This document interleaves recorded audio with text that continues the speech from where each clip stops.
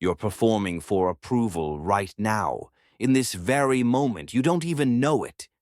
Every word you speak is calculated to avoid rejection. Every silence you fill is a confession of weakness. You've been trained to seek permission from people who don't respect you, and you call it being reasonable. This isn't a motivational video. I'm not here to comfort you or tell you it gets better. I'm here to dissect what you've been doing wrong, show you the power structures you've been blind to, and explain why no one respects you even when you do everything right. Most people should stop watching now. This isn't for the masses. The masses need to be ruled, not taught to rule. If you're looking for validation, community, or someone to tell you you're already enough, leave. You're in the wrong place. Still here. Then understand this. What I'm about to show you cannot be unseen. Once you recognize the patterns of dominance and submission playing out in every interaction around you, you cannot return to comfortable ignorance. You will see the puppet strings. You will see your own. Machiavelli didn't write The Prince to make friends. He wrote it because he understood that power operates by laws that exist, whether you acknowledge them or not. Gravity doesn't care if you believe in it. Neither does hierarchy. You think you're losing because the game is unfair. You're losing because you don't know you're playing. Everyone else does. Let me show you what they see when they look at you. You explain yourself constantly. When you're late, you explain. When you change plans, you explain. When you say no, you immediately justify it with 3 reasons why. You think you're being considerate. You're actually announcing that your decisions require external authorization. Look at how a king moves. Does he explain his decrees? Does he apologize for the weather? No. His word is law because he never weakens it with justification. Authority doesn't explain. It declares. Every time you over-explain, you tell the world, I don't believe I have the right to decide this. You invite negotiation. You invite challenge. You hand people the tools to dismantle your position. Here's what you don't understand. People who respect you don't need explanations. People who don't respect you won't accept them anyway. Watch what happens when someone powerful changes plans. I can't make it. That's it. No apology tour. No 3-paragraph text message about traffic and family obligations. Just a statement of reality. The frame is, my time is the commodity, not your approval. You've been taught that politeness is explaining yourself into oblivion. That's not politeness. That's submission training. The correction is surgical. When you make a decision, state it once, clearly. Then stop talking. Let the silence do the work. The discomfort you feel in that silence is your addiction to approval dying. Good. Let it die. I won't be able to attend. Nothing more. If they push, repeat the same sentence with less energy, not more. You're not being rude. You're being sovereign. This is the point of no return. Once you stop explaining yourself, people will be confused. They'll call you cold, difficult, different. They're right. You are different now. You've stopped asking permission to exist. You answer immediately. Every text, every call, every request for your time. You think you're being helpful. You're being devoured. Machiavelli understood that scarcity creates value. Abundance creates contempt. You are abundant. You are everywhere. You are always accessible. Therefore, you are worth nothing. Think about the people you respect most. Are they constantly available? No. They exist in protected time. Their attention is a prize, not a given. When you receive it, you remember it. Now think about yourself. You're in everyone's pocket. You respond within seconds. You rearrange your life for anyone who asks. You've made yourself the most disposable person in your social circle because you're always there. Here's the hidden dynamic you're missing. People measure your value by how you guard your time. If you protect it, they assume it's valuable. If you give it away freely, they assume it's worthless. You're not being kind by being constantly available. You're training people to disrespect you. The predator doesn't chase everything. It selects, it waits, it makes the prey come to it. You're chasing, you're always chasing. Chasing approval, chasing connection, chasing the next person who might finally see your worth. Stop. The correction is simple, but you'll resist it because it feels wrong. Delay your responses, not by minutes, by hours, sometimes by a day. Not as a game, but as a fact of your new priorities. You have a life that matters more than their immediate comfort. When someone asks for your time, the answer is never an automatic yes. It's, let me check my schedule, even if your schedule is empty. Especially if your schedule is empty. You're teaching them that access to you requires negotiation. Watch what happens.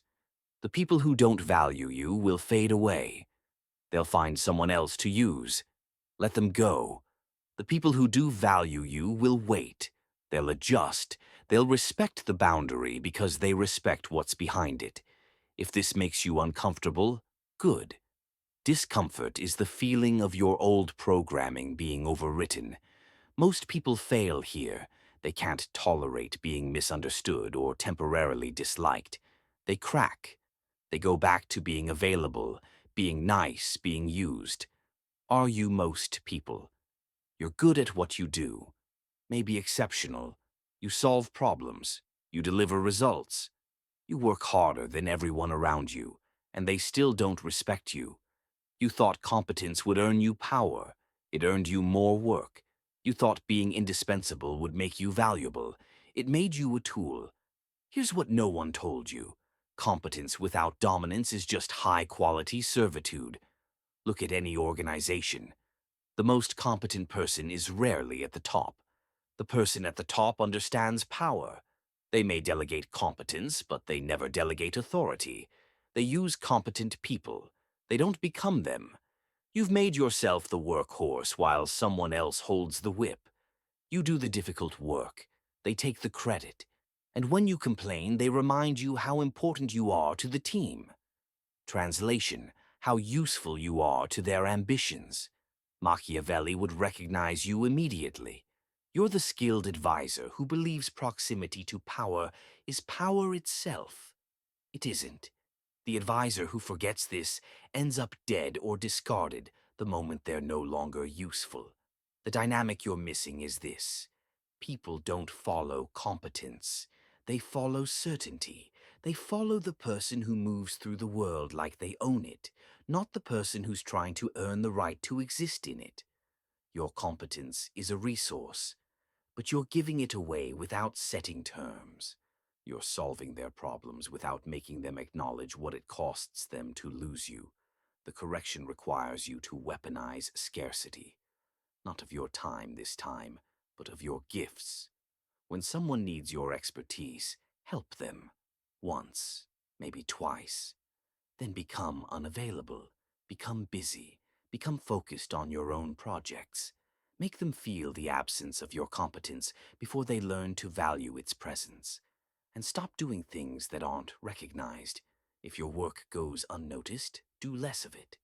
If your contributions are taken for granted, withdraw them. Not loudly, not with announcements. Just quietly redirect your energy toward people and projects that acknowledge your value. This will feel wrong. You've been taught that hard work is its own reward. It isn't. Recognition is the reward.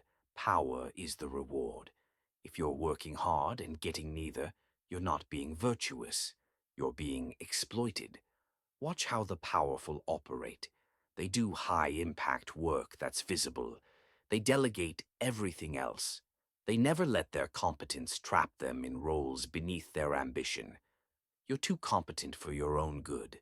You've become the solution to everyone else's problems instead of the architect of your own rise. Once you see this, you can't unsee it. Every time you solve someone else's crisis, you're delaying your own ascension. You listen. You empathize. You're there for people when they're struggling. You think this makes you valuable. It makes you a dumping ground. People don't respect their therapist. They need them. There's a difference. Every time you absorb someone's emotional chaos, you become associated with their weakness. You become the person they talk to when they're helpless and avoid when they're powerful. You're not their equal. You're their emergency contact. The ruler maintains emotional distance not because they don't care, but because emotional availability destroys authority. The moment you become someone's emotional support, you surrender the ability to lead them. Think about it. Who do people respect more? The friend who always listens or the friend who's selective with their time and attention? The first is a resource. The second is a choice. You've trained people to vomit their problems onto you and then leave without reciprocation. They take your energy, your time, your emotional labor, and give you nothing but the privilege of being needed. Being needed is not the same as being valued. Here's the hidden transaction you're blind to. Every time you're emotionally available, you signal that your emotional state is less important than theirs. You signal that you exist to stabilize them. You become the foundation they stand on and never think about. Machiavelli knew that fear and love both create loyalty, but fear is more reliable because it doesn't require reciprocity. You're trying to be loved. Stop. Be respected instead. The correction is brutal and necessary. Stop being emotionally available on demand. When someone approaches you with their crisis, you don't immediately engage. You assess. Is this reciprocal? Do they show up for you? Or are you just the emotional janitor? If they're not reciprocal, you say, I don't have the capacity for this right now. No explanation, no apology, just a boundary. They'll be shocked. They'll call you cold. They'll wonder what happened to you. Good. You're no longer their servant. For the people who matter, who are reciprocal, you're still there. But even then, you're selective. You don't absorb everything. You listen, you acknowledge, and then you redirect them toward their own agency. What are you going to do about it? Not, let me fix this for you. This transforms the dynamic. You're no longer the solution. You're the mirror. And people respect mirrors more than sponges. If you're uncomfortable with this, examine why. Why do you need to be needed? What are you avoiding in your own life by fixing everyone else's? Your emotional availability is often just elaborate self-distraction, dressed up as virtue. Most people can't handle this law. They'd rather be used than alone. They'd rather be the supporting character in everyone else's story than the protagonist of their own. Are you most people? They insult you. You defend yourself. They provoke you. You engage. They bait you. You take it. Every single time you think you're standing up for yourself, you're dancing on their strings. The person who reacts is the person being controlled. The person who controls their reaction controls the interaction. This is fundamental. This is law. Watch powerful people when they're attacked. They don't defend. They don't explain. They certainly don't get emotional. They do something far more devastating. They barely acknowledge it happened. A king doesn't respond to the insults of peasants, not because he doesn't hear them, but because responding would validate the peasant's right to judge him. Silence is not weakness here. Silence is hierarchy enforcement. You react to everything because you've been taught that not responding is letting them win. The opposite is true. Every reaction is a win for them. They wanted your emotional energy. You gave it. They wanted to matter to you. You proved they do. The fastest way to defeat an opponent is to show them they don't exist to you. Think about the last argument you had. Who got more emotional? Who explained more? Who needed the last word? That person lost. Not because their points were wrong, but because they revealed how much power the other person had over them. Machiavelli understood that appearing unbothered is more powerful than being right. The ruler who flinches has already lost, even if they win the battle. Here's the correction, and it will feel impossible at first. When someone provokes you, you pause. Count 3 seconds. Then you respond with less energy than they gave you. If they're at a 7, you're at a 3. If they're at a 10, you're at a 2. Better yet, you don't respond at all. You look at them the way you'd look at a child having a tantrum, not with anger, but with mild disappointment that they've lost control. This destroys people because they're not getting the reaction they came for. They're getting indifference. And indifference is the opposite of power. It's irrelevance. When you stop reacting, people don't know what to do with you. They escalate at first, trying to break your composure. If you hold, they break instead. They look unhinged. You look unshakable. This requires practice. Your body wants to react. Your ego wants to defend itself. Your fear wants to prove you're not weak. Override all of it. The person who masters their reactions masters every interaction. The person who's mastered by their reactions is mastered by everyone. If this feels like you're becoming cold, you're right. You are. That's not a flaw. That's an evolution. Warmth is a gift you give selectively, not a default state that anyone can exploit. Once you see how much of your power you've been giving away through reactions, you'll never react the same way again. This is the point of no return. You keep trying to make them understand. You explain your position. You clarify your intentions. You defend your character. Over and over and over. They still don't get it. And you know why? They don't want to. Understanding you doesn't benefit them. Misunderstanding you does. It gives them an excuse to dismiss you, underestimate you, or keep you in the role they've assigned you. You think if you just explain it one more time, one more way, they'll finally see you clearly. They see you perfectly. They're just pretending not to because the version of you they're pretending to see serves them better. The powerful never explain themselves into exhaustion. They state their position once, maybe twice if they're feeling generous, and then they let people think whatever they want. Because what people think doesn't change reality. You've made being understood your measure of success. That's why you're failing. Being understood is not a goal. Being effective is. Machiavelli never cared if people understood his motivations. He cared if they obeyed his instructions. The prince doesn't need to be understood. He needs to be feared or respected. Understanding is optional.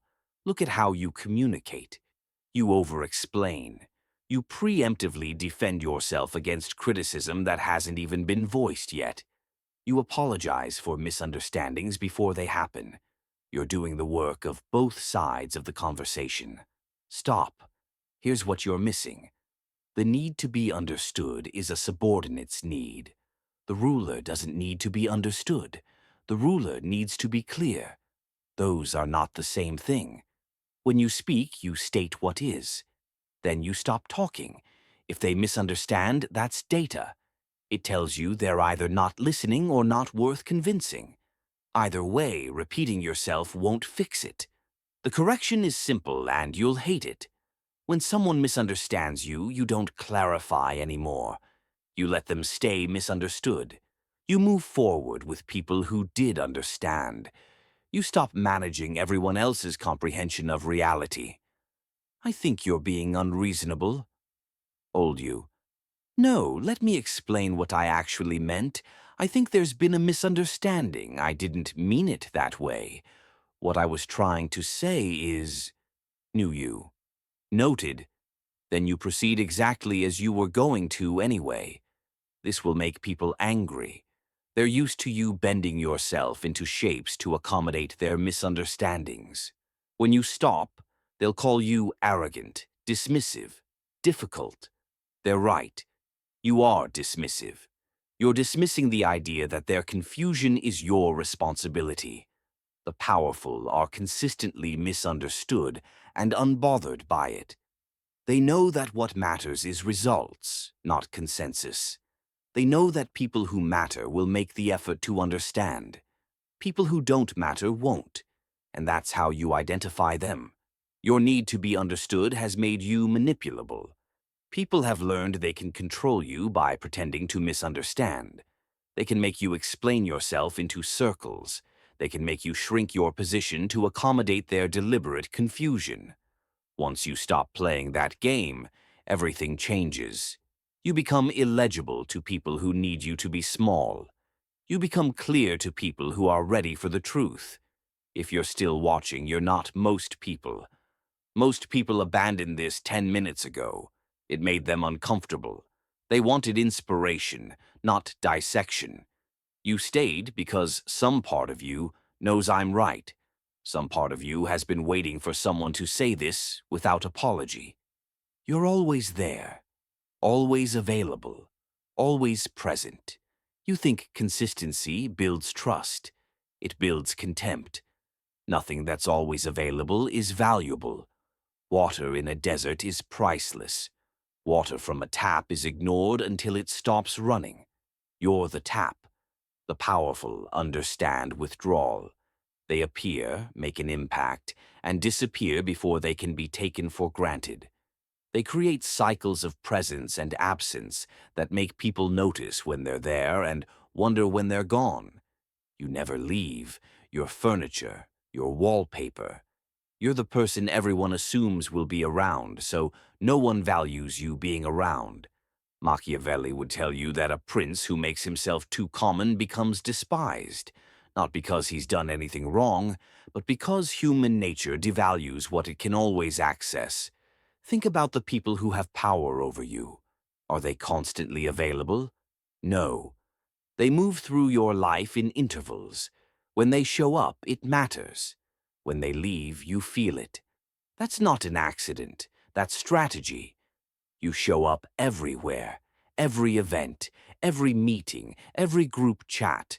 You're present for everything because you're afraid of missing out or being forgotten. So you become background noise. The correction requires you to disappear. Not dramatically, not with announcements, just strategically absent. You decline invitations you would normally accept. You leave conversations before they end. You create space where you used to fill it. You make people remember what it's like when you're not there. This isn't playing games. This is understanding value mechanics. Scarcity creates demand. Your constant presence has eliminated demand for you. When you do show up after a period of absence, people notice. They pay attention.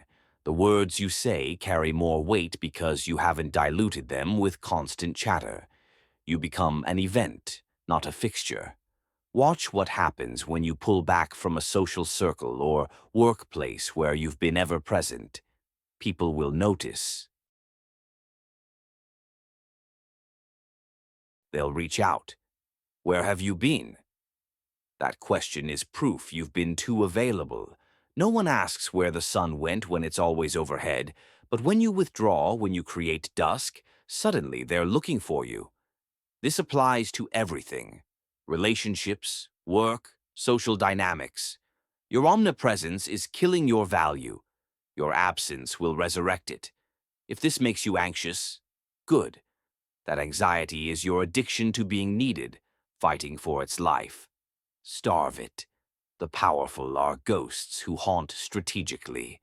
You're a constant presence people have learned to ignore, transform into the former.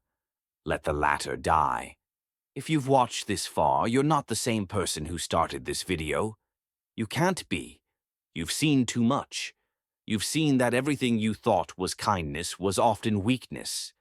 That what you called being reasonable was actually being controllable. That your attempts to be liked were the exact behaviors making you disrespected. This is the moment, right now, where you decide if you go back to performing for approval or if you step into something else entirely. Most people will watch this and change nothing. They'll feel uncomfortable for an hour, maybe a day, and then they'll slip back into the old patterns because the old patterns are comfortable. Being used is familiar. Being overlooked is safe. But you're not most people. If you were, you'd have left already. Understand what's being offered here. This isn't a personality adjustment. This is an identity death. The person who needed everyone to like them has to die.